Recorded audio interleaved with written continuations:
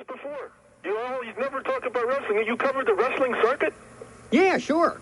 I toured the wrestling circuit with the leading villain of the day at that time, whose name was Cowboy Bill Watts. And you never heard me tell you about that? No. Oh, yes, I had a grand time, except one night after he had wrestled in some town down east. I forget where it was. We were having a toddy, you see, back at the hotel. And he got carried away, and he started demonstrating things to me. Believe you me, this guy's about 6'4", weighed about 310 pounds. And it turns out when he got a few toddies in him, he gets a little mean, you hear? Uh-huh. And he starts clouting me on the head with his head. I'm telling you the honest truth.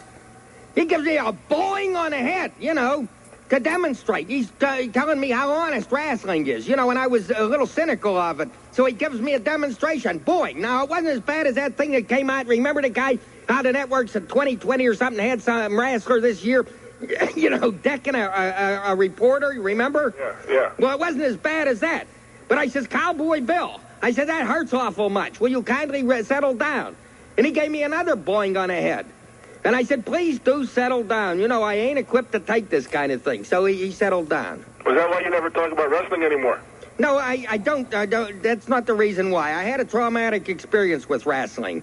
My first job out of college was in Erie, PA, working for the Erie Times as a reporter, you see. Uh-huh. And I was working a late turn as a police reporter and general assignment man, 7 p.m. till 3 a.m., you understand? All right. But I would have a couple of nights off, see? And I didn't know nobody in Erie, but I had met the local wrestling promoter. His name was Abe Cohen. He ran an auto parts store, but he promoted wrestling. So he says, hey, kid, anytime you want to come in and see the wrestling, you come on down here. Here's some ducats. So I went down. I had nothing else to do, and it was cold. So I went down there.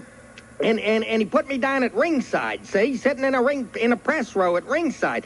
And there's a wrestler up there named Lucky Sumanovich, the Hawaiian Flash. He wore Hawaiian trunks, you understand? Okay. So the other guy pitched this Lucky Sumanovich out of the ring, and he landed right in my lap, sweating like crazy. So really, it actually happened. And I says, I've had enough of this ringside, and I went back to the rear of the hall, and I watched standing up from the back the rest of the wrestling bouts.